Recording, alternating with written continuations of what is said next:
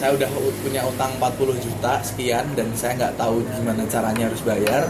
Sampai akhirnya pernah oleh teman-teman komunitas L300 waktu itu sempat kayak diburu. Akhirnya saya waktu itu cuma 2 orang yang nyari dana sekitar 12 juta dalam waktu 1 malam. Dan posisi itu saya habis tipes 7 hari opnam di rumah sakit. Saya bangun, udah gimana pun caranya, bismillah, saya cari uang. Saya cari utang-utangan dimanapun yang saya kenal, orang yang saya kenal. Saya sampai, ya Allah, saya pernah ngerasain gimana sih cari duit itu sesusah apa. Halo, ketemu lagi di channel ini. Setelah sekian lama gak bikin video, akhirnya aku sempetin buat bikin lagi. Dan kali ini kita kedatangan tamu. Teman saya sendiri sebenarnya. Mas Cucu namanya. Dan halo. Dia ini sekarang sibuk skripsi. Sibuk skripsi. Iya. Ini nyantai aja kan? Iya, nyantai. Okay. Sekarang udah bab berapa, Mas? Sekarang udah bab 6, sudah tinggal validasi dari pembimbing. Terus insya Allah besok minggu depan sudah bisa maju. Doakan teman-teman. Apa namanya? Sobat Jeffrey Alamsyah. Enggak, nama fans subscribernya apa? Belum punya, Mas. Mungkin belum. Mau ngasih saran. Kita panggil kawan Jeffrey aja ya. Kawan Jeffrey. Oke. Nanti kita bikin kawan Jeffrey Club. Oh iya, boleh. Chapter mana? Banyumanik. Chapter Banyumanik. Oke, lanjut ke topik ya. Jadi teman saya ini dia fokus di usaha apa sekarang? Orphan Food ya? Sekarang ya di Orphan Food Indonesia. Orphan Group sih. Orphan Group. Ya, salah satu anak perusahaannya Orphan Food. Seperti itu. Nah, cuman dulu kan Cucu ini kan lebih dikenal sebagai owner dari Kubik Kreatif kan. Iya.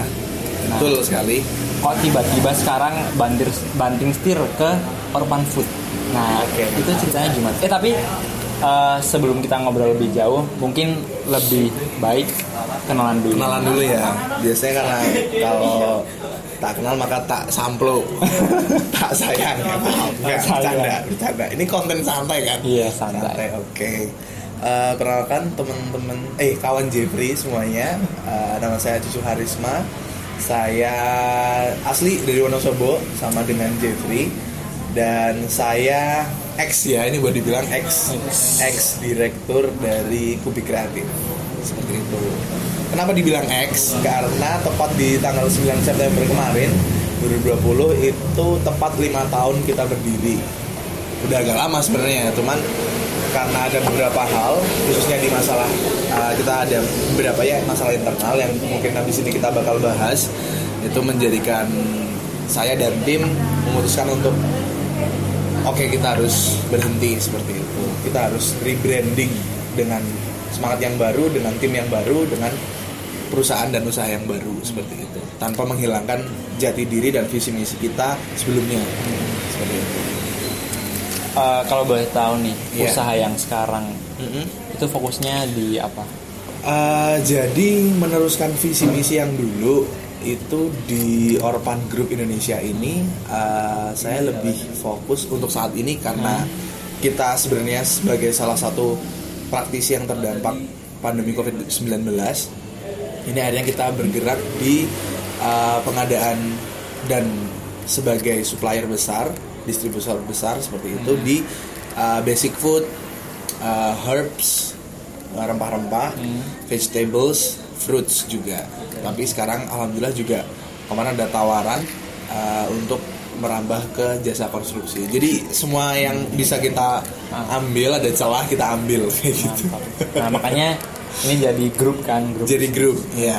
Jadi Orphan itu sendiri jadi holding, membawai banyak subsidiaries seperti itu. Banyak anak perusahaan. Kalau mulainya sendiri dari kapan berarti? Yang Orphan Group, Orphannya. Yang Orphan Group itu baru mulai, ya Allah masih dini banget, 15 Juni 2020. Saya ulang tahun 15 Juni. Iya, 15 Juni. Berarti berapa bulan dari sekarang? Sekarang bulan ketiga, 3 bulan ya. 3 bulan. 3 bulan, baru 3 bulan. Nah, cuman ini kan ya istilahnya masih baru lah ya, baru Ya, 3 bulan. benar. Tapi kemarin aku dengar sempat dapat project gede ya. Nggak gede-gede amat. Nah, itu Nanti yang lebih gimana tuh? gede. Kemarin kita supply untuk kebutuhan di beberapa kelurahan. Itu pengadaan sembako. Itu nama proyeknya adalah JPS, Jaring Pengaman Sosial. Itu proyek dari, kalau nggak salah dari Provinsi Jawa Tengah, cuman dialokasikan dananya ke kelurahan-kelurahan seperti itu. Nah, kemarin saya dapat dua tempat. Yang pertama di Kelurahan Wonosobo Barat, yang kedua ada di Kelurahan Kepil. Dan videonya nanti bisa dilihat channel Orpan kayak gitu. Ya, Itu yang berasnya berarti. itu yang beras kita dapat 2 paket. Yang paket di Kepil itu full beras, yang di Kelurahan Wonosobo Barat itu beras dan telur. Totalnya berapa ton? Totalnya masih sedikit untuk kapasitas distributor besar ya, dan karena masih 3 bulan juga. Kemarin untuk total 2 proyek itu 30 ton beras dan 1 ton telur. Seperti itu. Jadi walaupun masih baru berjalan 3 bulan tapi langsung dapat project Alhamdulillah. yang ya lumayan lah ya. Lumayan buat beli beras juga ujung-ujungnya. Nah cuman gini nih, Iya. aku sebenarnya penasaran. Kok dari yang awalnya bisnis industri kreatif ya, Kubi Kreatif tuh dulu kan dirintis dari tahun 2015 9 September terus sampai sekarang berarti udah sekitar 5 tahun lah ya, 5 tahunan. Nah, kok tiba-tiba udah bisnis yang udah dibangun selama 5 tahun ini tiba-tiba berhenti. Terus diberhentikan. Oh iya, diberhentikan. Iya, diberhentikan. Terus ganti ke Orpan ini. Nah, itu ceritanya gimana? Jadi ceritanya waktu itu 2015 itu saya lulus SMA, satu SMA sama Jeffrey kebetulan. Cuman dia di kelas saya, dan waktu itu ada gap year di situ. Saya tidak istilahnya nganggur lah ya, nganggur 1 tahun karena saya nggak keterima di universitas manapun kecuali Universitas Muhammadiyah Surakarta. Terima kasih yang sudah menerima saya, tapi mohon maaf saya tolak karena keterbatasan dana seperti itu. Nah, akhirnya saya memutuskan untuk oke lah kita develop by ourselves, mandiri seperti itu. Kita mencoba untuk mencari jati diri, terus kita mencari kesibukan. Akhirnya di 2015 sekitar bulan Juli Agustus itu saya mencoba untuk membuat bisnis. Awalnya itu bisnisnya adalah kulit, berbahan dasar kulit. Nah, kebetulan di Kretek sendiri ada salah satu sentra produsen sepatu kulit yang itu umurnya lebih lama daripada Cibaduyut, yang ada di Cibaduyut. Kalau sekarang kan terkenalnya Cibaduyut ya. Akhirnya 2015 saya coba riset di situ, sudah mulai masuk ke tahap istilahnya tinggal eksekusi, udah mateng. Cuman akhirnya saya dan tim dapat tawaran dari seseorang itu untuk bergerak di industri kreatif. Oke, akhirnya kita coba pertimbangkan karena modalnya juga yang sedikit, kita cuman istilahnya punya kapabilitas untuk selling tanpa modal sebetulnya ya, kita bikin proposal seperti itu. Akhirnya saya memutuskan untuk bergerak di industri kreatif.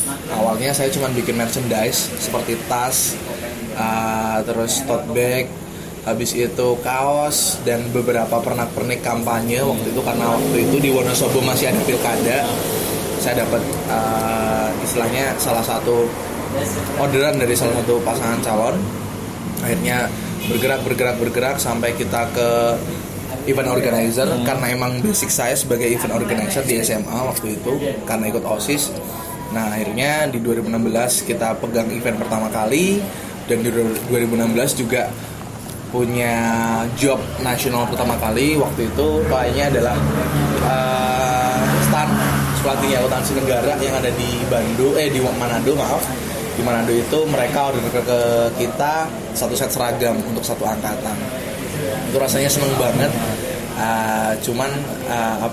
Karena waktu itu kita pegang acara juga IO, salah satunya kita kolaborasi dengan Bapeda Wonosobo. Akhirnya istilahnya labanya dari project stand itu masuk ke situ untuk operasional kayak gitu. Nah akhirnya kita berjalan terus sampai kita merambah ke dekor wedding juga, terus wedding organizer seperti itu. Cuman di perjalanan kami ada yang merasa istilahnya ada yang aneh gitu dengan bisnis kami gitu loh. Dalam kurun waktu 5 tahun kita nggak pernah membukukan istilahnya laba yang sepadan dari nominal proyek yang sudah ada. Aku nggak tahu itu kenapa. Yang pasti waktu itu kita nggak pernah pegang uang dan kita percayakan kepada salah satu orang di dalam tim seperti itu.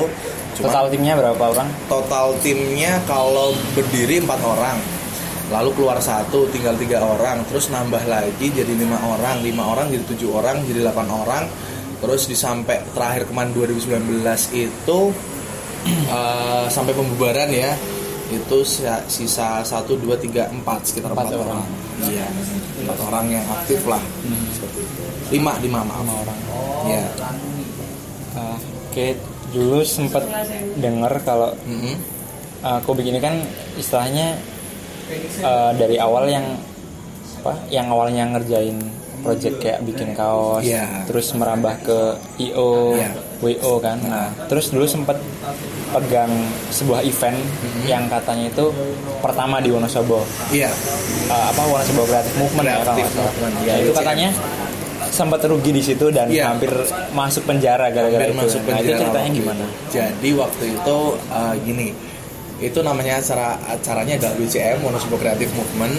Waktu itu kita menggagas istilahnya pergerakan kreativitas yang ada di Wonosobo. Kita sebagai pionir kreativitas seperti itu. Kita bikin acara modifikasi mobil L300, lalu akhirnya ada fashion show juga, ada lomba untuk anak-anak TK dan PAUD Wonosobo. Lalu juga ada lomba film dokumenter nasional untuk tingkat mahasiswa. Nah, waktu itu dari budget yang sudah ditetapkan, karena waktu itu kita menggaitnya Bapeda, dari budget yang ditetapkan itu kita ada miss di kalkulasi. Nah, dari kalkulasi itu miss, akhirnya waktu itu karena sebenarnya kita udah punya aset berbentuk panggung, cuman kita waktu itu gagal bayar di salah satu vendor di Jogja, Nah akhirnya saat itu kami butuh uang untuk bayar peserta lomba seperti itu, nominalnya sekitar 40-an juta. Kita itu lomba dan termasuk operasional yang lain itu kita minjem ke salah satu vendor, dan saya itu coba untuk menjaminkan beberapa aset perusahaan seperti itu. Aset perusahaan itu kami jaminkan sampai akhirnya deadlock tuh, gagal bayar. Kita udah nggak bisa ngapa-ngapain lagi. Waktu itu umur saya masih sekitar 2016 ya, berarti sekitar ya 18-19 tahun lah, segituan.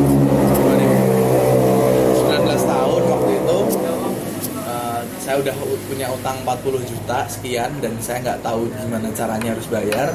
Sampai akhirnya pernah oleh teman-teman komunitas L300 waktu itu sempat kayak diburu gitu. Jadi istilahnya kok belum ada pembayaran dan kejelasan di hadiah lomba seperti itu. Ini kemana mas? Kami coba negosiasi. Intinya saya waktu itu juga bilang bahwasanya ada kesalahan administrasi karena waktu itu kita belum CV, sedangkan ketika berurusan dengan pemerintahan kita kan harus punya legalitas hukum, baru kita ngejar buat bikin CV. Akhirnya karena mereka nggak sabar, jadi saya nggak menyalahkan mereka juga karena mereka sudah kontribusi dan secara aktif berpartisipasi. Akhirnya kita cari pendanaan, cuman waktu itu ada ancaman, mas kalau dalam waktu berapa hari atau beberapa minggu saya lupa, bakal saya laporkan ke pihak yang berwajib seperti itu karena sudah menyalahi aturan gitu ya, seperti itulah, bisa dibilang penipuan lah kayak gitu. Akhirnya saya waktu itu cuma 2 orang yang nyari dana sekitar 12 juta dalam waktu 1 malam. dalam waktu 1 malam. Dan posisi itu saya habis tipes 7 hari opnam di rumah sakit. Saya bangun, udah gimana pun caranya, bismillah, saya cari uang. Saya cari utang-utangan dimanapun yang saya kenal, orang yang saya kenal. Saya sampai, ya Allah, saya pernah ngerasain gimana sih cari duit itu sesusah apa. Dan waktu itu saya pernah ditanyain sama teman ibu saya, uang segini mau buat apa, kayak gitu. Saya waktu itu bilang, saya pernah bohong, jujur, ini jujur nggak diada-ada, saya bilang bahwa ini mau buat daftar kuliah. Padahal saat itu saya belum kuliah, itu kan bulan April, belum ada bukaan kuliah sama sekali. Saya dipinjamkan untuk saya nutup lomba seperti itu. Nah akhirnya dalam waktu 1 malam itu tertutup nominal 12 juta. Cuman saya juga harus mengembalikan uang itu kan. Nah otomatis saya pinjem yang vendor tadi itu. Ketika vendor itu dapat sekitar 44 juta, akhirnya yang dijaminkan adalah aset saya. Dan sampai waktu tempo berapa ya, waktu itu 1 bulan itu masih gagal bayar. Saya nggak bisa bayar. Dan saya ingat banget waktu itu partner saya kan yang paling cengli kan Galuh namanya. Dia itu waktu itu didatengin sama, nggak tahu sih, mungkin debt collector dari yang vendor itu ya. Jadi habis tarawih itu, habis sholat maghrib dia didatengin di rumah, dia langsung dimasukin dalam mobil. Tentunya, Mas, aset kamu di mana? Di gudang, kayak gitu. Terus aku juga waktu lagi buka di telepon, Mas, kamu lagi di mana? Saya lagi makan, Pak, ini lagi buka di rumah. Kamu kesini sekarang daripada aku ambil semua aset-asetmu, kayak gitu. Diancem ya berarti? Sempat diancem. Terus ya Allah, kok gini amat. Terus kebetulan orang tua saya dengar, dan orang tua saya nanyain ada apa gitu. Enggak kok, ini cuma ada urusan. Terus akhirnya kita ke gudang. Waktu itu kita cuma 2 orang yang handle, 2 orang melawan, ya Allah, itu nggak tahu siapa orangnya, sangar-sangar pokoknya. Preman ya semi preman gitulah bisa dibilang. Tapi ya udah kita hadepin itu, dan akhirnya dengan susah payah dan berat hati saya hilang aset-aset saya seperti itu. Bahkan saya yang masukin ke truk sendiri, panggung-panggung yang kita cicil produksinya satu-satu akhirnya harus hilang. Ya udah, itu yang menjadi perjalanan, salah satu kegagalan publik di awal-awal. Kegagalan awal gitu. Kegagalan awal seperti itu. Gila. Anak masih SMA punya utang 40 juta. Dalam 1 malam harus nyari 12 juta waktu itu ya. Dan harus bohong ya berarti ya? Ya harus bohong. Ya, kita bukan bohong, tapi karena emang sudah kepepet, gimana pun caranya, istilahnya ya untuk menyelamatkan nama baik dan kehormatan. Yang penting kita punya prinsip, kita bakal kembalikan uang itu, bukan nipu. Saya cuman istilahnya bohong di alasan saya menggunakan itu, tapi untuk pengembalian niatnya baik lah. Iya, kalau untuk pengembalian saya tetap kembalikan. Tapi ya walaupun akhirnya harus menerima bahwa aset-asetnya kan hilang semua kan, diambil. Menurutku ya, seumuran anak masih SMA terus punya aset segede itu kan udah besar lah ya. Lumayan besar lah. Yeah. Bisa dibilang ya lumayan besar lah. Terus yang aku penasaran tuh, dulu awal mula merintis Kubik ini gimana sih awalnya? Modalnya berapa? Terus dapat dari mana? Itu prosesnya gimana? Modalnya kayak kita home pimpa Halium Gambreng. Jadi berempat itu kita menghimpun dana cukup lumayan besar waktu itu, yaitu 100.000 rupiah. 100.000 rupiah dibagi 4 orang, berarti 25.000. Dan dimana 100.000 itu dibagi untuk membuat proposal yang di dalamnya penawaran, company profile, terus portofolio kita masukin seperti itu. Kalau ini kan baru merintis, portofolionya apa? Portofolio lebih portofolio ke pribadi sih. Jadi anak-anak yang tim yang di dalam situ ketika punya portofolio silahkan dimasukkan. Kayak misal saya berkompeten istilahnya, sudah pernah mengerjakan suatu acara di SMA, itu saya jadikan portofolio seperti itu. Terus kita bisa desain, kita bisa produksi merchandise, itu kita masukkan ke portofolio. Karena waktu dulu saya di OSIS, kebetulan saya di bagian equipment. Dan waktu itu saya yang bagian procurement, pengadaan. Kalau misal ada ticketing, terus ada merchandising, nah itu saya pribadi yang pegang handle untuk bikin tote bag-nya, bikin apanya. Sambil rokok boleh? Nggak apa-apa. Ngelinting ya, sorry maaf. Kingway.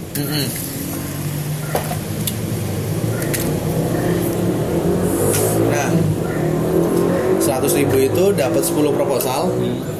Dan mungkin Mas Jeffrey tahu nggak ada yang tembus. Kita masukin ke dinas-dinas, masukin ke SMA kita sendiri, nggak ada yang tembus. Dan project pertama kita itu saya masih ingat banget, klien saya namanya Faris. Itu dari SMA 2, dia bikin yang namanya kaos untuk study tour ke Bali. Itu untuk satu plastik sekitar 32 kaos. Itu project pertama kita. Itu dari situ kita tabung, kita saving, kita tambah portofolio kita terus sampai akhirnya sekarang. Seperti itu. Jadi prosesnya ya cukup lama lah ya. Cukup lama. Project pertama bikin kaos. Terus yang bikin kaos partai itu?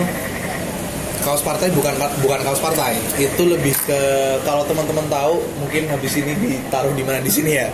Ini nanti namanya Finger Foam. Itu kalau teman-teman biasa lihat NBA atau NFL, olahraga yang di Amerika, itu ada Finger Foam, nanti gambarnya di sini. Taruh sendiri. Nah, itu nanti aku taruh. Saya bikin untuk salah satu paslon waktu pilkada, seperti itu. Waktu itu lumayan banyak. Terus tote bag-nya juga waktu itu lumayan banyak, sekitar 1.000. Ya lumayan lah waktu itu. Nah dari situ kita mulai dapat nama.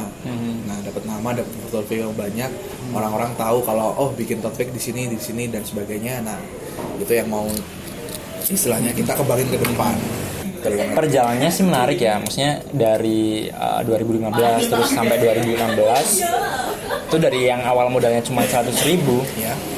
Di 2016 tuh bisa mencapai puluhan juta rupiah. Iya, alhamdulillah. Nah, tapi ya walaupun bangkrut kan akhirnya. Superman effect. Iya.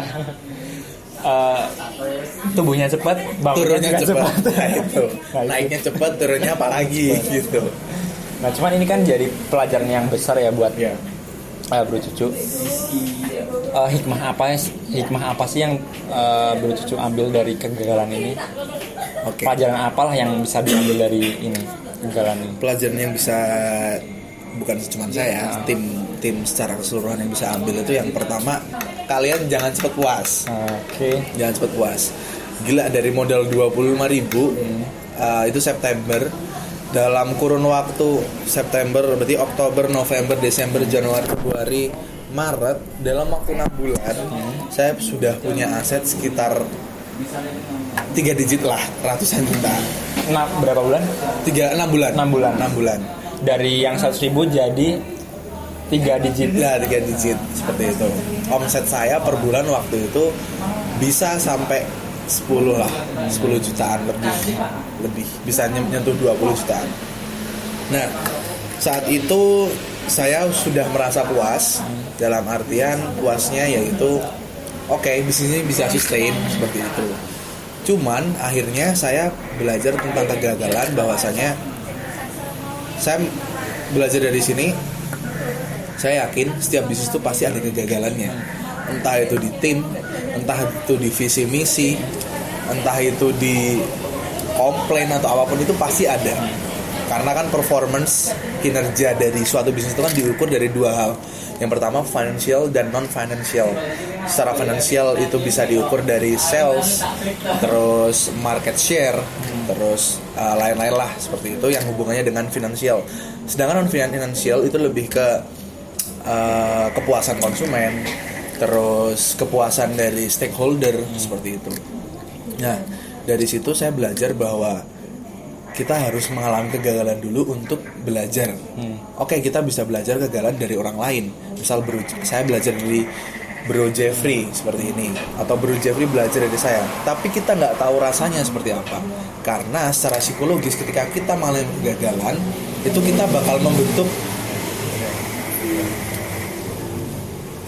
iklan. Keluar dulu. Sampai mana tadi? Membentuk psikologis dan antibody. dimana nggak tahu hormon apa ya, itu malah menjadikan pertama kita ngedown, tapi kita akhirnya ingat the main purpose we have established in the first time we step into the business. Apa tujuan kamu pertama kali untuk mendirikan bisnis? Itu yang bakal jadi pegangan dan motivasi terkuat kamu untuk bangkit. Yang pertama itu. Yang kedua, kita bisa belajar bahwasanya semua tingkat manajerial itu harus diperhatikan. Dari mulai sumber daya manusia, dari manajemen keuangan, dari manajemen operasional. Jangan sampai ada yang membengkak. Tadi yang saya katakan kan, saya bengkak di masalah kalkulasi ya. Saya salah hitung. Dari pertama kali saya bikin budget untuk lomba itu terlalu besar, karena ternyata waktu itu kita acaranya WCM yang L300 itu kan yang paling ngangkat ya. Jadi modifikasi L300 dan Kopdar Gabungan Nasional. Itu pesertanya dari Sumatera dan Jawa. Ada sekitar 1.500 peserta waktu itu yang hadir. Dan saat itu yang ikut lomba, yang masuk ke tiketing itu cuma beberapa mobil aja, puluhan mobil bahkan, sekitar 20 kalau nggak salah. Itu kan gapnya terlalu tinggi dari yang ribuan mobil sampai ke puluhan mobil. Nah, saya salah kalkulasi di situ. Yang jadi poinnya adalah jangan sampai salah kalkulasi. Oke, kita salah kalkulasi nggak apa-apa, cuman harus ada backup plan-nya. Harus ada rencana cadangannya. Jangan sampai kita nggak punya rencana apapun yang bakal merugikan kita di kemudian hari. Dari reputasi, merugikan kita di kemudian hari, dari reputasi, nama baik, bahkan sampai ke orang-orang yang di sekitar kita. Itu kan orang-orang pasti juga bakal ikut mikir gitu loh. Kok kasihan banget seperti itu. Itu yang paling berharga.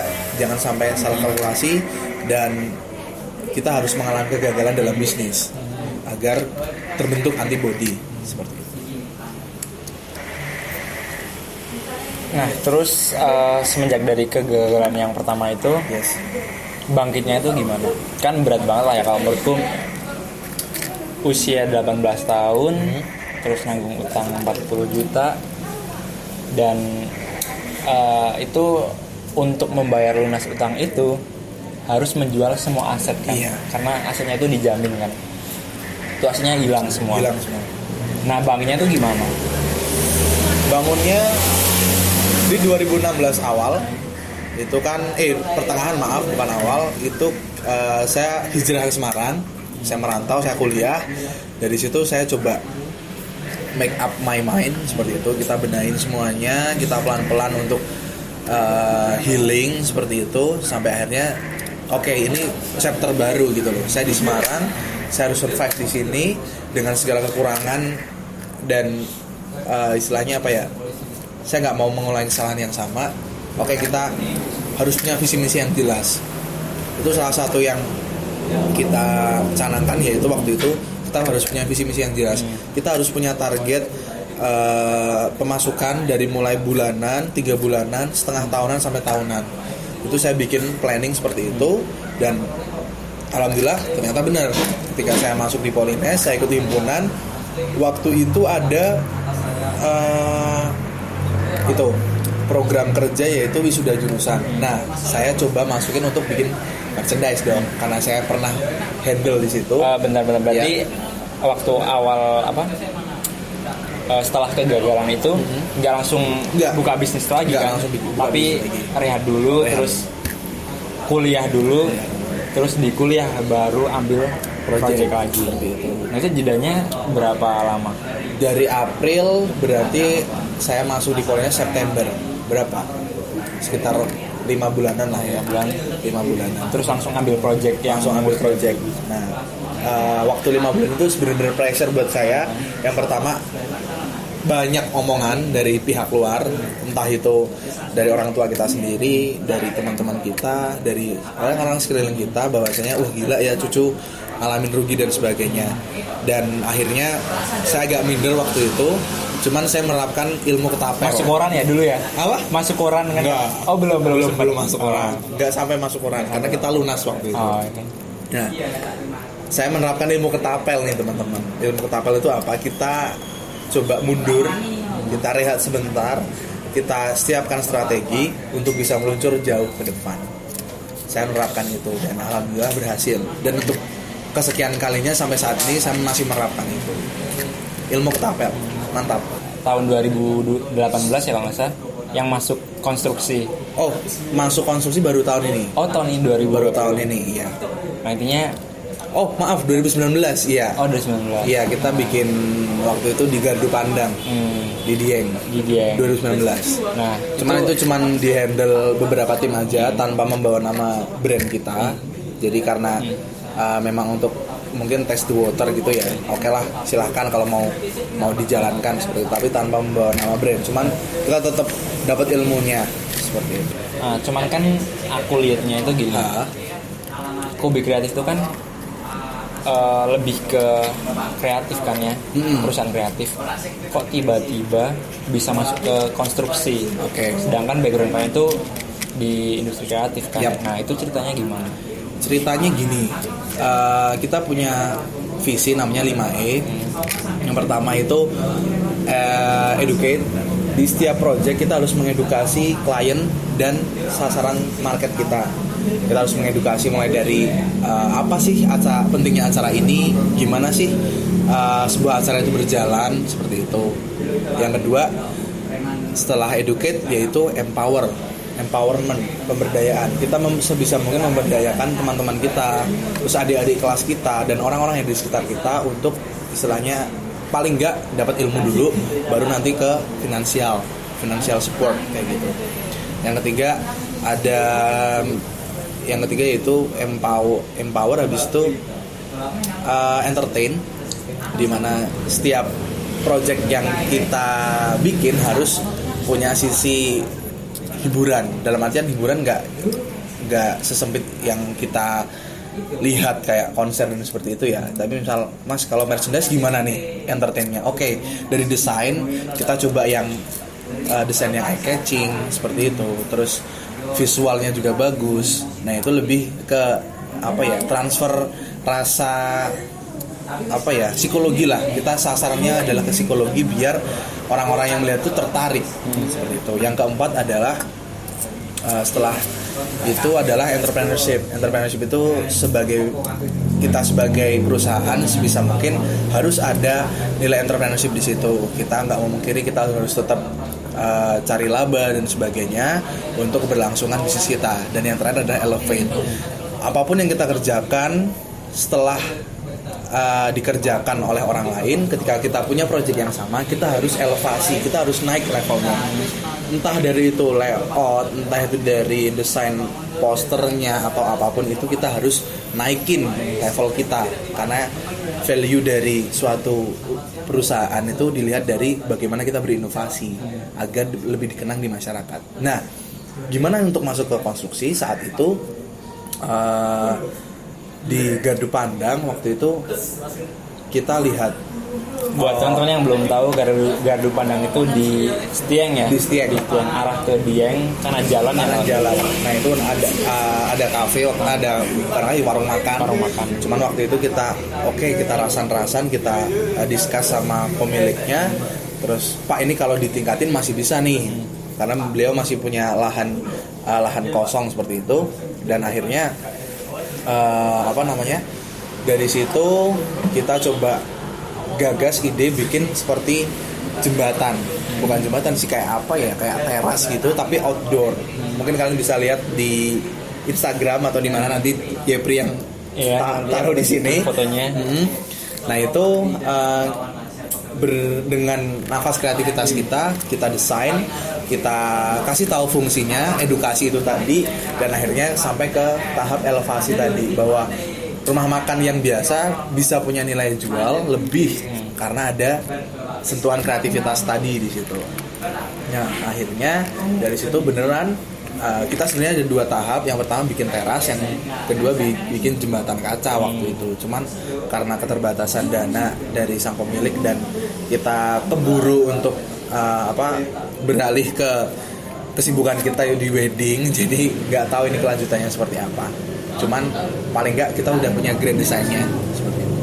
Nah akhirnya dari situ terbukti warung makan yang jadi lebih rame, Wonosobo juga lebih dikenal. Dan sekarang tempatnya itu jadi hits banget, viral banget. Banyak yang foto-foto di situ. Nah itu nanti Jeffrey yang kasih fotonya. Nanti aku tayangin di sini. Oke, siap. Nah dari situ saya yakin bahwa kreativitas nggak sesempit itu, ekonomi kreatif nggak sesempit yang dikatakan oleh Badan Ekonomi Kreatif. Ada 12 atau 17 lini, yaitu game, seni, food, fashion, bla bla bla, itu nggak sesempit itu. As long as kita bisa berpikir kreatif, bisa berpikir inovatif, kita bisa masukin kreativitas dimanapun kita berada. Seperti itu. Contohnya di konstruksi tadi. Yes. Nah, cuman kan konstruksi ini kan project pertama ya. Yeah. Masuk konstruksi ini kan project pertama. Nah, itu ada cerita apa gagal atau langsung lancar atau gimana? Ada cerita gagal juga, di mana waktu itu kita sempat macet bayarnya.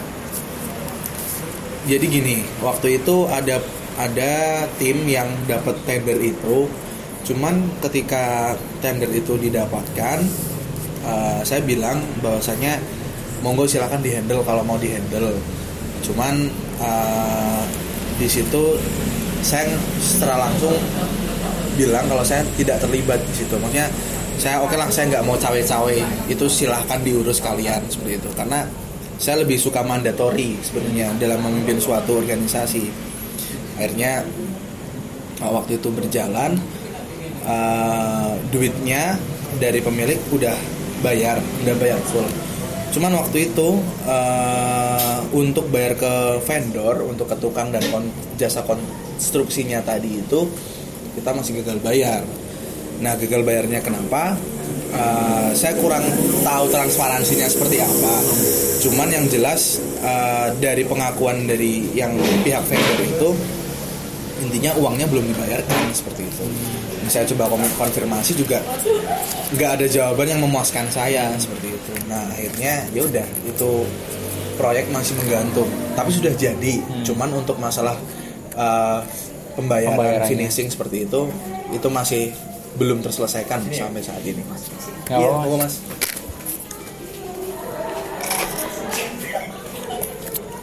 Seperti itu. Lanjut. Nah akhirnya ya udah, karena itu saya bilang kalau itu bukan, saya nggak akan masuk portofolio saya. Ya udah silahkan itu diselesaikan sendiri, silahkan diselesaikan sendiri. Dan bener-bener yang pure saya pegang di konstruksi itu baru besok bulan Oktober kayak gitu. Yang pure dari Orpan ya, bukan kubik lagi. Terus kemarin kan sempat ceritakan ya, kalau dari proyek konstruksi yang pertama ini itu mulai kelihatan lah ya, mulai keluar karakter asli. Nah iya, karakter dari salah satu partner Cucu ini kan 4 orang lah ya. Nah salah satu partner si Cucu ini ternyata ada yang main belakang lah istilahnya ya, main curang di bisnisnya. Dan orang ini itu salah satu orang yang pegang keuangan kubik. Iya. Nah itu gimana ceritanya? Kok bisa mulai kelihatan kok ada kecurangan di sini? Waktu itu saya sebenarnya nggak tahu persis kontraknya seperti apa, karena saya mandatori waktu itu. Silakan kalau mau di handle sendiri. Dan akhirnya beneran, karena saya lose control di situ. Oke lah, silahkan itu mau labanya diambil berapa silahkan, saya nggak mau tahu, karena saya lihat it's too risky waktu itu. Kita masih fokus di wedding di tahun 2019, tapi kita coba ambil bidang yang lain. Oke, akhirnya dari pemaparan vendor itu saya dapat berita kalau istilahnya duitnya nggak diserahkan secara profesional gitu loh. Dalam artian mungkin pembayarannya belum full atau meleset dari apa yang sudah dijanjikan, tanggalnya dan sebagainya. Akhirnya partner saya itu disita salah satu asetnya. Jadi gini teman-teman, kliennya si Kubik Kreatif ini itu sebenarnya dia udah bayar di salah satu partner si Cucu ini. Iya. Nah cuman uangnya dibawa lari gitu kan singkatnya, nggak dikasih ke vendornya, malah dibawa lari, misalnya digelapin lah. Seperti itu. Digelapinnya lebih ke gini, waktu itu bilangnya dia diputerin di saham seperti itu, dan setelah saya cek di saham juga nggak tahu benar atau enggak. Lalu akhirnya yaitu terjadi gagal bayar, dan sampai bukan gagal bayar sih, awalnya mundur dulu dari yang diterminkan harusnya tanggal sekian meleset. Nah seperti itu, pengakuan ke saya seperti itu. Nah akhirnya konsekuensi dia, karena dia sebagai manajer project waktu itu, dan saya juga sama sekali nggak pernah lihat project itu progres sampai mana. Saya juga nggak pernah naik ke rumah makan itu. Nah akhirnya ya udah, itu it's your fault gitu loh. Saya bukan menyalahkan, tapi ya karena saya nggak pegang uangnya, saya nggak tahu hitungannya gimana, saya nggak tahu musyawarahnya gimana, hitungan profit dan sebagainya, saya nggak tahu sama sekali. Ya udah silakan, dia harus bertanggung jawab atas apa yang dia lakukan, seperti itu. Termasuk saya juga konsekuen ketika 2016 saya bikin acara BCM, saya salah kalkulasi, ya saya juga harus nutup. Cuman di project kali ini saya benar-benar nggak tahu hitungannya gimana, profitnya iya atau enggak, vendornya siapa juga nggak tahu. Saya cuman dapat info dari pihak kedua kayak gitu. Nah akhirnya gagal bayar, dan mulailah terendus bahwa istilahnya partner saya ini cukup bermasalah dengan masalah finansial gitu loh. Dan yang bikin krusial lagi, keuangan di Kubik saat itu kebanyakan sebagian besar dia yang pegang. Nah saya punya indikasi bahwa wow, sepertinya ini panjang masalahnya. Saya otomatis menilik ke belakang dong, apa yang sudah terjadi dulu. Saya punya asumsi seperti itu. Cuman ya udahlah, yang lalu biarlah berlalu. Dan yang saya tekankan di sini lebih ke hati-hatilah dengan uang, karena kita nggak pernah tahu sifat asli manusia itu seperti apa. Dan yang jelas karena keuangan itu sangat krusial di sebuah tim, harusnya ada transparansi di situ. Jangan sampai masuk di rekening pribadi. Kalau bisa kalian pisahkan dengan bikin rekening usaha kalian. Setiap bulan kalian cetak rekening koran biar ada keterbukaan, seperti itu. Berarti ini Kubik ini kan timnya 4 orang. Yes. Nah salah satu tim ini dia yang pegang uang, semua pemasukan dari Kubik Kreatif dia yang pegang gitu kan. Lebih ke gini, ketika pemasukan kita lihat manajer projectnya siapa. Ketika manajer project itu misal saya, nanti setelah finishing, setelah semuanya selesai, baru kita saving ke dia gitu loh. Ada saving masukin ke dia, karena salah satu yang dituakan seperti itu. Cuman saya melihat tidak ada keterbukaan kayak gitu. Oke, kalau misal mau dibuka pun saya udahlah, saya udah nggak membahas itu karena bakal panjang. Apa yang saya sudah keluarkan, apa yang sudah saya percayakan, itu yang lebih penting. Nah ketika kepercayaan saya sudah dicederai, ya udah saya berarti goodbye lah. Cucu ini kan istilahnya udah menaruh kepercayaan yang besar ya sama salah satu orang ini. Dan salah satu orang ini itu kan guru kan. Nah jadi orang ini tuh awalnya guru SMA ya, guru SMA. Terus berpartner bikin bisnis bareng. Terus karena beliau dianggap udah yang dituakan, akhirnya Cucu ini menaruh kepercayaan yang besar dengan orang ini. Terus semua uang, semua pemasukan dari project yang awal mula bikin Kubik tuh dikelola sama orang itu. Nah cuman selama berarti 4 tahun ya, 4 tahun bisnis berjalan itu nggak kelihatan. Dan Cucu pun nggak pernah pegang duitnya kan. Duitnya dipegang orang ini terus sampai akhirnya kelihatan itu waktu bikin project pertama di konstruksi itu kan. Nah, itu mulai kelihatan. Jadi lebih ke saya bukan tidak memegang sama sekali, saya pernah memegang beberapa, cuman untuk valuasi besar itu larinya ke beliau. Saya masih oke lah, bilangnya beliau oke lah, nggak apa-apa. Saya masih taruh kepercayaan ke beliau untuk valuasi besar. Untuk beberapa proyek yang kecil saya masih pegang sendiri karena saya masih saya masih bisa bertanggung jawab. Cuman untuk yang besar ya karena ada kepercayaan tadi itu saya kasih ke beliau. Cuman untuk saving juga saya serahkan ke beliau. Jadi waktu itu udah kita ada project hektik waktu itu, kita dibagi 5 juta saya dan Galuh waktu itu untuk belanja properti dan lain-lain. Saya coba warning kayaknya ini anggaran nggak bakal make it. Beliaunya bilang udah tenang aja, waktu kemarin produksi dan lain itu masih pakai duit saya pribadi, dan sampai sebelum hari H kita kan harus bayar vendor dan belum membayar waktu itu, sampai akhirnya H+1, H+2, H+2 minggu vendor mulai nanyain dong kok kita belum dibayar dan sebagainya. Nah saya mulai muncul indikasi dari yang kemarin project konstruksi udah nggak jelas, lalu yang 2016 dulu saya berasa wah mulai curiga kayak gitu. Akhirnya beneran waktu itu sempet lucu sih. Waktu itu ini kita jujur aja, waktu itu kita udah mulai pecah tuh kubik, udah mulai pecah. Saya juga udah bilang ke Galuh personal waktu itu bulan Juli, saya udah ngerasa saya nggak enak di kubik. Dan saya memutuskan setelah project wedding di tanggal 1 September saya mau keluar dari kubik. Galuh partner saya ini udah mencoba untuk jangan dong kita bareng-bareng lah seperti itu. Enggak, saya udah nggak enak di kubik karena saya merasa beda. Kubik udah nggak kayak yang dulu seperti itu. Udah mulai money oriented, terus juga lebih ke duit tanpa memikirkan impactnya seperti itu. Ya emang bagus, cuman kita harus benahi dulu manajerial sebelum kita sampai ke situ. Dan saya lihat manajerialnya masih sama aja kayak gitu. Nah akhirnya beneran waktu itu sempet kayak istilahnya disetting bahwa jangan sampai klien tahu kalau uangnya tuh di dia gitu.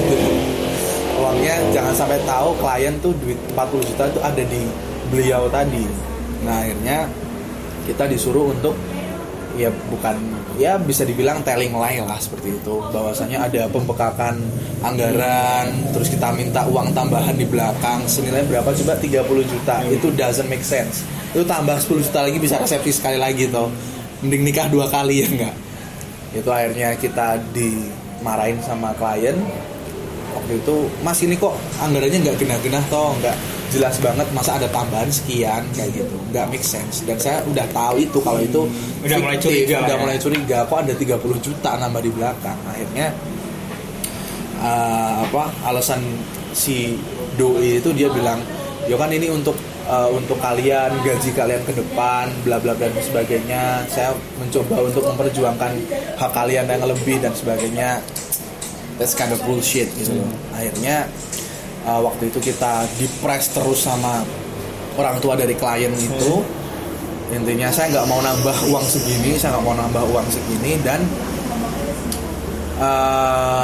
akhirnya kita nggak kuat dan kita bilang apa adanya. Bu, uang 40 juta sama sekali nggak di kita. Saya pegang 5 juta dan itu udah habis di bulan Februari kalau nggak salah, karena kan dibayar termin dari Januari sampai ke April tadi itu dibayar termin, udah habis di awal tahun.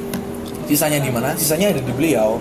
Dan akhirnya orang tua klien tahu siapa yang bermain dengan anggaran. Akhirnya orang tua klien nelpon dong sama si doi, Pak gimana saya dapat kabar kalau uangnya ada di jenengan, ada di kamu kayak gitu. Dengan satunya dia bilang saya bukan bagian dari kubik, saya bukan bagian dari tim. Itu sangat mencederai perusahaan saya dan teman-teman. Saya sempat stres waktu itu, saya sempat insecure, saya sempat down. Kenapa sih bisa-bisanya ngomong seenak itu gitu loh, tanpa ada beban, tanpa ada ya udahlah ngomong seenaknya. Akhirnya mulai dari situ oke, fix kita kalau kayak gini bakal bubar. Nah beneran si doi nelpon Galuh bahwasanya bilang gimana sih kok ada informasi bocor kalau duitnya ada di aku dan sebagainya, harusnya kan jangan sampai tahu. Nah kita nggak mungkin menutupi bangkai itu. Sepintar-pintarnya kamu nutupin bangkai kan bakal bau juga, bakal tercium juga. Nah akhirnya mulai dari situ udah kita nggak bisa lama-lama nge-backup orang ini. Ya udah akhirnya kita terbuka, karena kita mau berubah ke jalan yang baik, kita harus ada transparansi dong antara tim, perusahaan, klien. Itu harus ada transparansi. Vendor juga akhirnya tahu. Ya udah, anak panah tertuju di satu orang, karena benar-benar kita sama sekali nggak ngotak-ngatik anggaran. Ya udah akhirnya baru selesai bulan lalu, bulan Juli lalu kebuka semua. Dan yang karena saya nggak ngerasa megang duit, harusnya dia yang lunasin dong karena duitnya di dia. Baru selesai bulan lalu 30 juta. Parah Gitu. Jadi bisnis yang dibangun dari tahun 2015 akhirnya 5 tahun ya, 5 tahun. Cuma bertahan 5 tahun, akhirnya hancur ya gara-gara satu orang. Gara-gara terlalu percaya, lebih tepatnya. Terlalu percaya sama orang. Betul.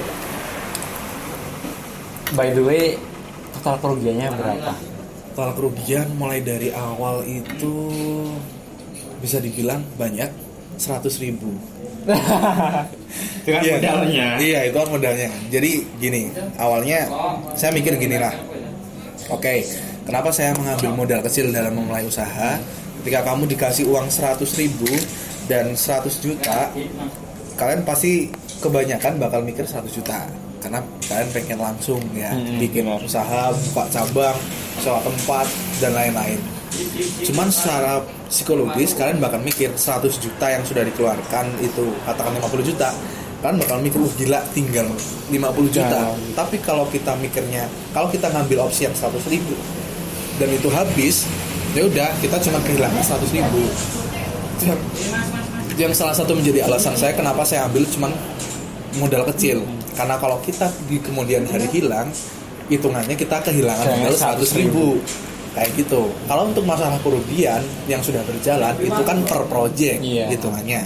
Kalau untuk total kerugian per project dari keseluruhan project itu mungkin ada sekitar berapa ya? Untuk 2016 aja udah 44 juta loh. 44 juta. Terus kemarin itu yang konstruksi meskipun tanpa nama saya, ya mungkin ada sekitar ratusan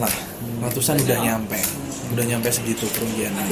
Dan saya bukan gimana ya tetap ada rasa kecewa, pasti ada stres pernah bahkan hampir bunuh diri. Saya udah ketawa-ketawa sendiri, udah pernah. Sampai pacar saya waktu itu ketakutan, dan langsung itu saya curhat hari Kamis malam. Saya udah kayak orang gila.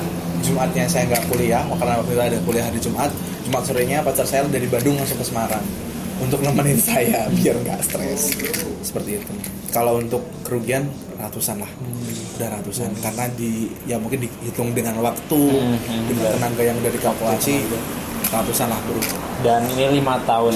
5 tahun itu ya lama lah ya, cukup lama. Untuk membangun sebuah bisnis, itu lama banget. Dan sakitnya tuh di mana-mana, nggak cuma di sini. Kalau Bro Jeffrey berapa tahun ini? Saya kebetulan 1 tahun lebih ya. 1 tahun lebih. Jalan 2 tahun. Jalan 2 tahun. Oh iya. Masih lama aja. Iya, tapi kan saya bisnisnya masih receh-receh lah ya. Aduh, jangan bilang receh. Harus punya mindset yang besar. Kalau mindsetnya besar, mimpinya besar. Cuman ya belum sebanding sama Bro Cucu lah. Siap. Dia salah. Kita udah pernah collab bareng belum ya? Kerja bareng. Waktu itu itu nggak sih? Di weddingnya Mas Nahar, enggak ya? Itu kamu anak magang. Bukan, ini anak magang. Kita belum pernah collab. Kita belum pernah. Mungkin next kita bisa lah ya. Pasti. Mungkin bisa diceritain setelah pengalaman membangun bisnis. Iya. Selama 5 tahun ini dan akhirnya gagal kan. Bangkrut lah istilahnya, jatuh 2 kali kan berarti, di 2016 terus akhirnya di 2019 jatuh lagi, akhirnya tutup yang kedua itu bisnisnya. Perjalanannya udah lama banget lah ya, sekitar 5 tahun. Nah, kira-kira hikmah apa sih yang bisa diambil dari pelajaran selama bangun bisnis selama 5 tahun ini? Oke, yang pertama sisakan 1% ketidakpercayaan kamu terhadap orang lain dan terhadap dirimu sendiri. Kamu juga harus tidak percaya dengan dirimu sendiri, karena terkadang feeling, intuisi, insting itu suka salah. Saya percaya dengan doi, ternyata salah. Padahal insting saya, feeling saya berkata bahwa itu benar. Nah, sisakan 1%, minimal 1% untuk nggak percaya sama tim kamu dan diri kamu. Diri si kita untuk lebih mawas diri ya, evaluasi, berkaca, bener nggak sih kayak gini dan sebagainya. Orang lain lebih ke hati-hati, jangan sampai kita menyakiti orang lain atau kita disakiti orang lain. Karena sebagai makhluk hidup, kita pastinya punya self defense mechanism dong, mekanisme pertahanan diri. Nah, itu yang harus kita jadiin pegangan, jadiin pedoman siapapun, bahkan ke orang tua kalian, itu sisakan 1%. Ya, kecuali dengan Allah itu harus 100%, 1000% harus percaya kayak gitu. Nah, untuk yang kedua, kalian harus selalu maintain komunikasi dengan tim kalian. Ini kan grup ya, saya harus punya visi misi yang jelas, harus punya bisnis model yang jelas, harus punya progres yang frekuensi jelas, harus satu frekuensi. Kenapa? Bikin bisnis bareng teman itu kayak bikin rumah tangga.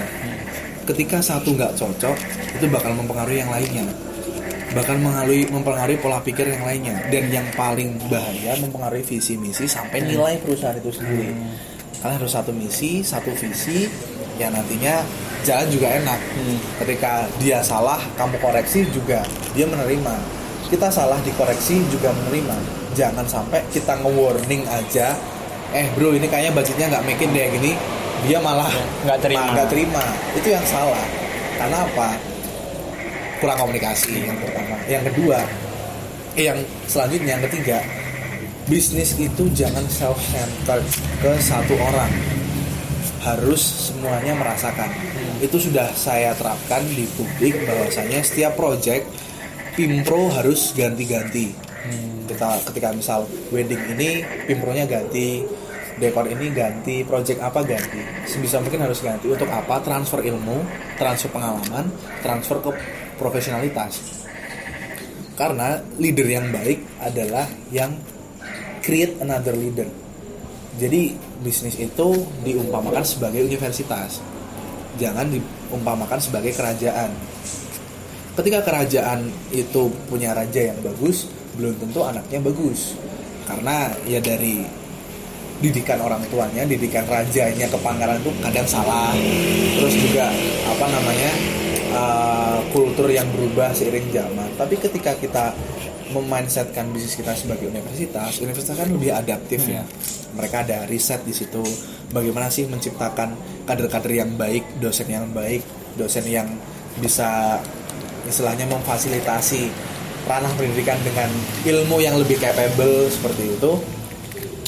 Contohnya gini lah, ketika kamu melihat IPB, ITB atau UGM, menurut kamu bagus kan, dan ketika rektornya ganti, itu nggak mengubah apapun, mereka tetap ada di top persifnya kita. Jadi persepsi mereka tentang UGM, tentang universitas yang bagus itu bakal tetap di atas, terlepas dari rektornya siapa, dosennya siapa, itu terlepas dari itu. Tapi ketika kita memindsetkan bisnis bahwa itu kerajaan, belum tentu.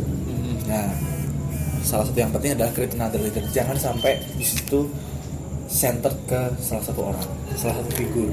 Karena ketika figur itu lepas, figur itu bermasalah, kita nggak tahu arahnya kita mau kemana. Itu sih yang paling penting menurutku. Kira-kira nih bro, kalau antum kalau antum dikasih waktu ya, dikasih kesempatan untuk bertemu sama diri antum di umur 17-an lagi, umur 18 ya. 18. Kira-kira advice terbaik apa yang bakal antum kasih ke diri antum di umur 17? Back in time nanti ya, kembali ke masa lalu. Yang pertama, ketika saya bertemu diri saya, entah dari bisnis atau apapun ya, apapun lah ya. Oke. Saya bakal bilang, kamu adalah orang yang kuat dan beruntung. Itu aku bakal bilang itu. Dan yang kedua, hati-hati dan selalu lebih dekat dengan orang tua. Saya cuma bakal bilang itu aja, biar cucu saya yang dulu itu berpikir, kenapa sih aku kok kuat, aku kok beruntung, dan kenapa sih aku harus hati-hati dan harus lebih dekat dengan orang tua. Seperti itu. Pertanyaan selanjutnya nih bro. Yes. Kira-kira value apa sih yang selalu antum value Orang Arab nih. value apa yang selalu cucu ini pegang dalam hidup? Oke. Value yang selalu dipegang dalam hidup yaitu, karena seiring berjalannya waktu saya semakin dewasa dan orang tua saya sih. Saya terlahir dari keluarga yang saat itu cukup berada. Dalam artian bapak saya seorang pengusaha waktu itu. Di umur 17 bulan, saya di umur 17 bulan, bapak saya meninggal dan meninggalkan banyak cerita. Yang pertama, dulu bapak saya sempat jatuh bangun, akhirnya sukses menjadi salah satu pedagang mobil dan microbus, truk dan lain-lain seperti itu. Bapak saya dulu punya PO, tapi karena bapak saya sakit, hancurlah karena untuk berobat dan sebagainya. Dan saya menjadi satu-satunya laki-laki yang ada di keluarga sampai saat ini. Nah, value yang saya pegang waktu itu, saya ingat banget, saya nggak pernah pulang dalam membangun bisnis. Bahkan sampai sekarang saya masih suka pulang jam 2, masih pulang jam 3, jam 4 untuk lembur. Seperti itu, saya jadi ngerasa saya kurang dekat dengan orang tua gitu. Jadinya ya mungkin orang tua, karena orang tua jarang lihat kita, jadi jarang mendoakan mungkin ya. Kalau kita dekat dengan orang tua kan, orang tua bakal di dalam hati mungkin, ya Allah semoga kamu bahagia, semoga kamu itu, mungkin itu salah satu faktornya. Jadi yang nilai yang saya pegang adalah, seberapapun kamu hebat, seberapapun kamu kuat, kamu akan tetap butuh keluarga. Sejauh manapun kamu melangkah, kamu akan tetap pulang ke keluarga. Seperti itu. Jadi sebisa mungkin apapun langkah yang kamu ambil, baik itu di keluarga, di karir, di usaha, atau apapun itu, lakukan untuk keluarga kalian. Karena dari keluarga kita berangkat gitu, dan ke keluarga juga kita pulang. Kita tidak memungkiri itu. Dan untuk teman-teman yang masih punya orang tua seperti itu, tolong jangan disia-siakan. Ketika jarang komunikasi, bilanglah gimana kabarnya, lagi ngapain, sekedar itu aja. Orang tua tahu ya ini anak paling basa-basi. Tapi di luar itu, saya menganggap orang tua adalah Tuhan yang kelihatan, Tuhan yang ada di dunia. Ketika orang tua kita ceria, berarti Tuhan sedang ceria dengan kita. Ketika orang tua kita tersenyum, berarti Tuhan sedang tersenyum dengan kita. Dan sebaliknya, ketika orang tua marah dengan kita, berarti Tuhan sedang marah dengan kita. Otomatis itu mempengaruhi ke ridhonya orang tua. Ketika orang tua itu gak ridho, ya Tuhan juga gak bakal ridho dengan kalian, dengan apa yang kalian lakukan. Dan itu terjadi. Banyak sekali bisnis saya yang langkahnya salah langkah seperti itu. Dan akhirnya saya bercermin di situ. Apapun yang kalian lakukan itu dengan dasar keluarga. Terutama orang tua. Yang terutama orang tua. Value salah tuh yang saya pegang itu. Yang kedua adalah, saya masih ingat banget perkataan Bapak Sadli, di mana dia cerita tentang seorang laki, jati diri seorang lelaki, di mana lelaki itu harus bisa survive, harus bisa kuat dalam menghadapi kerasnya kehidupan. Dan salah satu kata yang dia sebutkan adalah, di mana saya berada, di situ saya berkuasa. Berkuasa di sini jangan diartikan kita sebagai rajanya atau apa, tapi bagaimana kita mengencourage environment kita, bagaimana kita merangkul orang-orang yang ada di sekitar kita, bagaimana orang-orang itu menjadi nyaman dengan kita, orang-orang itu menjadi terbuka dengan kita. Itu yang harus kita pegang. Intinya adalah kita harus bisa pandai beradaptasi dengan siapapun. Itu yang harus dipegang. Dimana saya berada, di situ saya berkuasa. Terus yang ketiga tadi keluarga. Terus itu menjadi orang yang supel, ramah dan sebagainya, masuk di situ ya. Dan yang ketiga yang paling penting, do it for your country. Nggak tahu kenapa saya dulu bikin usaha namanya Kubik Kreatif, dan sekarang namanya menjadi Orphan Group Indonesia. Saya nggak tahu kenapa saya falling in love banget dengan negara ini kayak gitu. Meskipun saya beberapa hal ada yang saya benci, maybe I hate with this country, but my love is bigger. Gitu. Pasti tetap ada, Bung Jeffrey juga pasti ada kayak gimana sih negara kok pemerintahnya kayak gini, terus korupsi dan sebagainya banyak sekali. But our love is bigger, right? Seperti itu kan. Cinta kita terhadap negeri itu jadi membutakan segalanya gitu. Nah makanya sebisa mungkin kalian harus melakukan itu untuk negara kalian. Kalau bukan kita siapa lagi?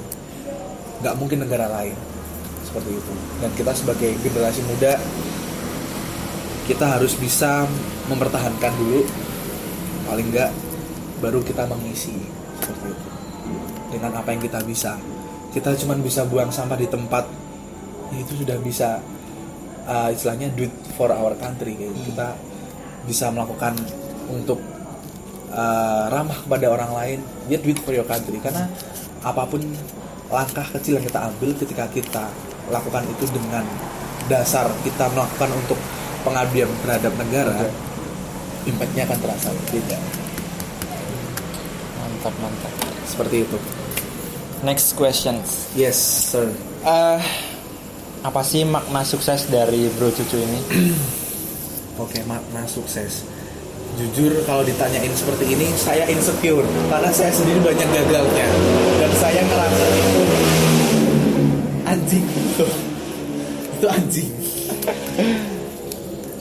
Saya masih banyak gagalnya dan saya masih belajar, dan saya merasa saya belum sukses. Cuman arti sukses yang bisa saya ambil dari perjalanan singkat saya selama ini, yaitu ketika banyak orang yang merasa mereka bisa mengambil manfaat dari kita, bukan dalam artian using atau memanfaatkan ya, tapi lebih terasa outcome-nya, dampaknya seperti itu secara positif dan signifikan.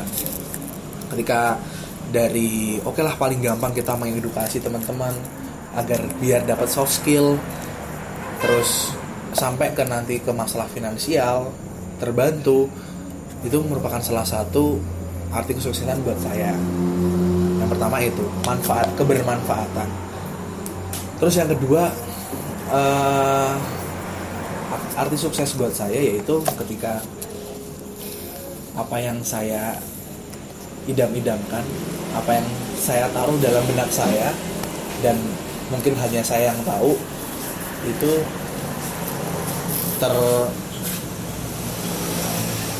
ter-achieve seperti itu, terlaksana. Apapun, dari mulai saya bisa makan dengan nyaman, saya bisa bahagia dengan orang-orang di sekitar saya, meskipun kadar bahagia itu kita sendiri yang tentukan, itu saya bisa merasa sukses di situ. Ketika banyak orang yang terinspirasi dari saya, meskipun saya cuman ya paling gampang tadilah kita buang sampah gitu, terus orang pada ngikutin seperti itu salah satu aktivitas kesuksesan ketika banyak orang yang terinspirasi dari saya, apapun yang saya katakan atau apa yang saya kerjakan seperti itu. Gak harus melulu saya dicontoh, saya tetap punya kekurangan. Bung Jeffrey tahu sendiri kekurangan saya seperti apa.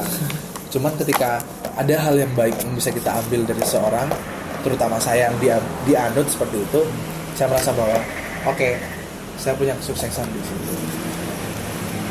Kalau saya itu punya bermanfaat dan menginspirasi. Oke, mantap sekali. Yes. Pertanyaan terakhir, mungkin Bro Cucu ini punya saran atau masukan lah ya, nasihat lah ya lebih tepatnya, advice buat teman-teman yang nonton video ini, terutama dalam mungkin mereka yang sedang membangun bisnis lah ya. Iya. Kira-kira ada advice apa buat mereka? Advice ya, waduh, sarannya semangat. Kalian adalah orang yang beruntung. Yang pertama, beruntung dalam hal apa? Kita bicara kesempatan ya, opportunity. Gak semua orang bisa berada di tahapan seperti kalian saat ini. Kalian bisa berwirausaha, kalian bisa mencari uang sendiri, kalian bisa menikmati hasil dari kalian. Itu kalian sudah harus bersyukur. Jangan lupa untuk bersyukur. Jangan lupa dengan orang lain yang sudah membantu kalian, yang sudah ada di sekitar kalian ketika kalian kesusahan. Dan yang pasti harus ingat bahwa bahagia itu kita yang tentuin. Oke, ketika saya punya bisnis 5 tahun, omset saya dalam 5 tahun itu sudah ratusan juta, dan saya harus gagal dan saya harus malang itu, ya it's okay, nggak apa-apa. As long as saya bahagia dengan hal itu gitu.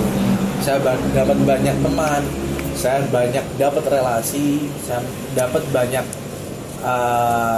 pengalaman itu tadi, dan banyak portofolio yang saya dapatkan itu siapa tahu berguna di kemudian hari gitu. Kita nggak akan pernah tahu apa yang akan terjadi di masa depan seperti itu. Dan yang paling penting, ketika kamu merasa mentok atau kamu udah nggak tahu harus kemana lagi, ingat 3 hal. Hal yang pertama, tujuan apa yang kalian tetapkan di awal. Terus yang kedua, seberapa lama kamu berjuang. Dan yang ketiga, berapa orang yang kamu akan kecewakan ketika kamu berhenti. Seperti itu. Kamu harus ingat 3 ini. Ketika kamu sudah tahu apa tujuanmu, kembalikan lagi mindset itu. Oke, saya mau sukses di usia 30. Oke, kamu harus kembalikan mindset itu. Yang kedua, kamu sudah berapa lama kamu sudah berjuang? Saya 5 tahun. Ya udah, ketika kamu 5 tahun dan pengen berhenti, kelar. Itu cuma jadi mimpi. Dan yang ketiga, ingat untuk siapa kamu berjuang. Iya, ingat untuk siapa kamu berjuang. Ada orang-orang yang bakal kamu kecewakan ketika kamu berhenti.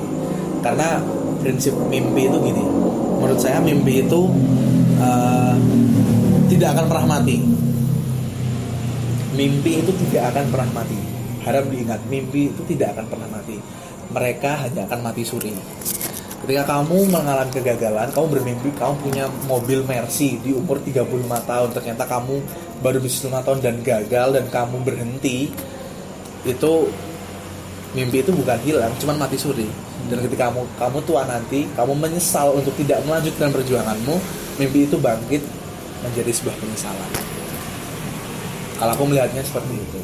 Jadi apapun mimpi yang sudah kalian tetapkan, kejar seberapapun sulitnya. Seperti itu. Karena mimpi cuma bisa mati suri, tapi tidak bisa mati selamanya. Dan yang menentukan tercapai atau tidaknya mimpi itu ya kita sendiri. Yes. We have to live our dreams, not by themselves, seperti itu. Not by the others. Super sekali teman-teman. Dan obrolan kita nggak terasa udah lama banget 2 jam ya.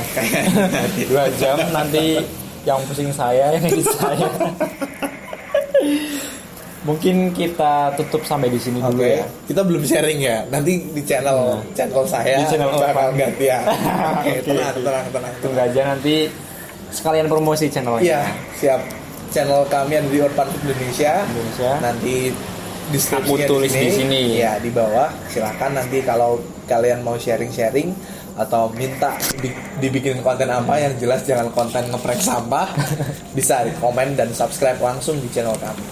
Orphan Food Indonesia. Orphan itu plesetan dari orphan, dari anak yatim. Karena saya adalah anak yatim dan Galuh juga anak yatim. Saya juga anak yatim. Makanya kita harus selalu ceria gitu loh. Kita masih beruntung menjadi anak yatim daripada kita tidak dilahirkan di dunia ini sama sekali. Benar banget. Dan orphan itu juga singkatan dari orang mapan. Itu lebih ke doa sih agar kita lebih mapan di kemudian hari. Mantap, sukses terus buat channel ini. Oke, sampai di sini dulu teman-teman video kita kali ini.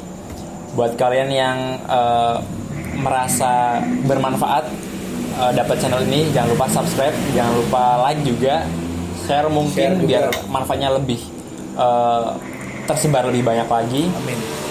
Dan thank you yang udah nonton. See you on the next episode. Thank Ciao. you.